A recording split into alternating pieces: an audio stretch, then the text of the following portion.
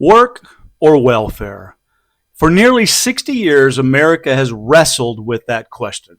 Today, I want to walk you through the history of our biggest safety net programs, SNAP and Medicaid. And along the way, I'll ask you, are these changes reform or just politics?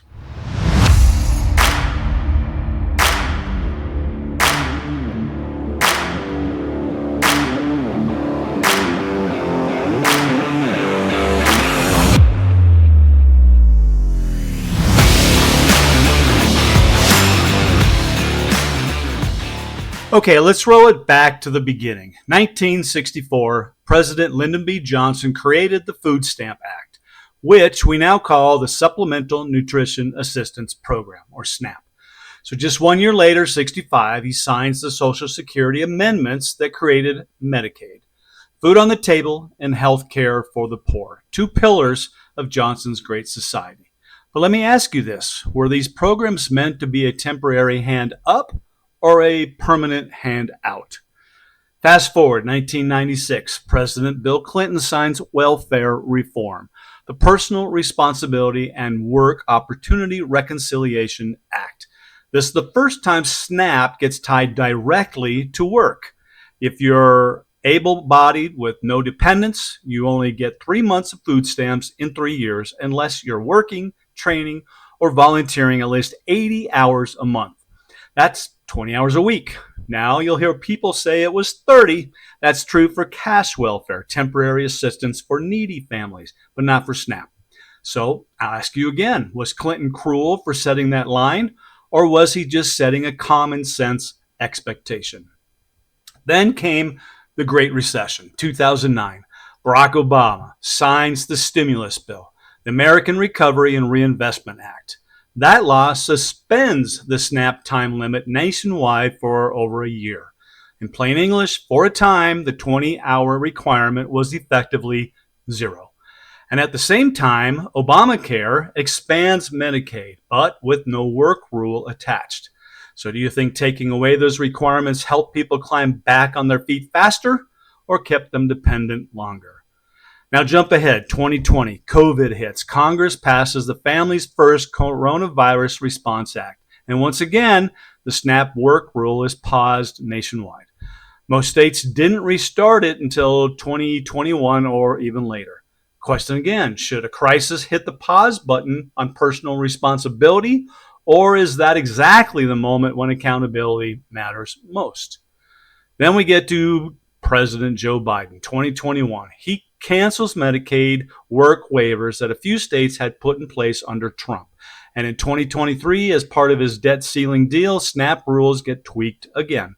The age range is expanded and new exemptions are added for veterans and for homeless and for former foster youth. So is that compassion, or are those carve-outs weakening the standard for everyone else? Which brings us to today, 2025. President Donald Trump signs what's called the One Big Beautiful Bill. For SNAP, it tightens eligibility checks and cracks down on loopholes. And for the first time in American history, it places a national work requirement inside Medicaid.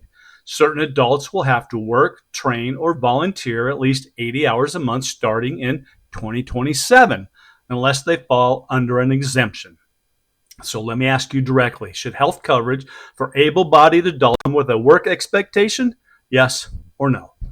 Now here's what really gets me. Why does the mainstream media keep painting Trump as cruel or breaking norms when every single president before him has played with these programs? Clinton set the work rule. Obama suspended it. Biden tweaked it. Trump is following the same process, using the law to set eligibility. That's called governing. That's called following the rule of law. So why is it only wrong when Trump does it? Why is the press selling outrage instead of facts? And while they scream about cruelty, they never seem to scream about fraud and waste. SNAP, improper payments in 2023, 11.7%. Over $10 billion gone. Medicaid, Medicare, over $100 billion in improper payments every single year. And this year, the Justice Department announced its largest healthcare fraud takedown ever. More than 300 people charged in schemes worth over $14 billion. with nearly $3 billion in real losses. That's your money. That's my money, and it's gone. Why is that tolerated? But a president asking for work in exchange for benefits is demonized.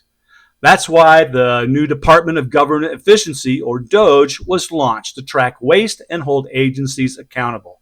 Maybe you laugh at the name, maybe you don't. But should every agency have to prove our money isn't being wasted? I think so. So here's the bottom line. Johnson built the programs, Clinton tied food stamps to work, Obama suspended the rules, Trump and Congress paused them again during COVID, Biden tweaked them, and now Trump extends work into Medicaid and stiffens SNAP oversight.